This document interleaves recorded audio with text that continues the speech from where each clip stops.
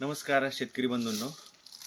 आज आपण निघोज तालुका पारनेर जिल्हा अहिल्यानगर या ठिकाणी एका शेतकऱ्याच्या शेतावरती आलेलो आहोत. शेतकऱ्याचं नाव आहे संजय लंके. शेतावरती म्हणण्यापेक्षा डोंगरावरती आपण उभा आहोत.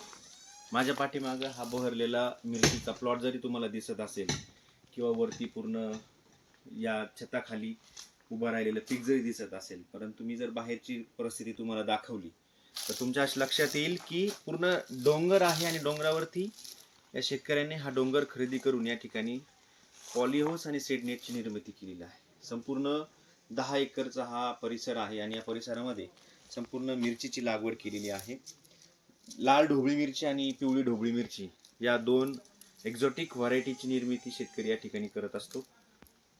हे जे शेतकरी आहेत हे प्रगतशील शेतकरी सोबतच प्रयोगशील शेतकरी सुद्धा आहेत आणि शेती परवडत नाही ही कन्सेप्ट त्यांच्या मनामध्ये नव्हती आणि त्यांनी त्याच्यावरतीच हा डोंगर माथा विकत घेऊन या ठिकाणी माळरानावरती सुद्धा अशा पद्धतीचं पीक फुलवलेलं आहे.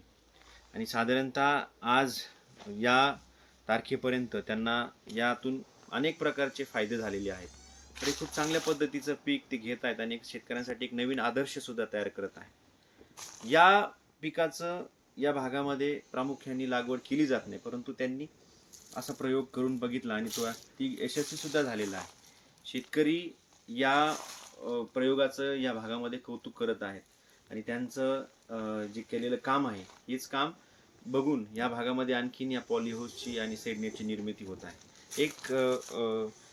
या ठिकाणी एक्झॉटिक व्हरायटीची निर्मिती मोठ्या प्रमाणात होऊन शेतकरी या ठिकाणी मार्केट स्वतःसाठी उपलब्ध करत आहे आणि एक नवीन चांगल्या पद्धतीचा आदर्श सर्व शेतकऱ्यांसमोर आहे. शेती परवडत नाही किंवा शेतीमधून मला फायदा नाही हे म्हणण्यापेक्षा कशा पद्धतीची शेती केली पाहिजे, प्रयोगशील शेती जर केली निश्चितपणानं शेतीमध्ये आपल्याला अशा पद्धतीचे फळं लागल्याशिवाय राहणार नाही. तर मी सर्व शेतकऱ्यांना विनंती करतो की आपण या भागामध्ये या परिसरामध्ये आला तर नक्कीच या प्लॉटला व्हिजिट करा. धन्यवाद.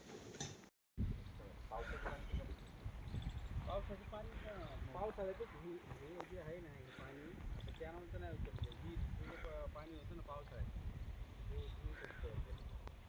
साठवत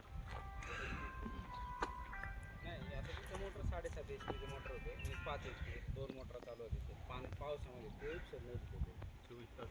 हां 24 तास नाही पण दिवसभर चालू आहे लाईटचं.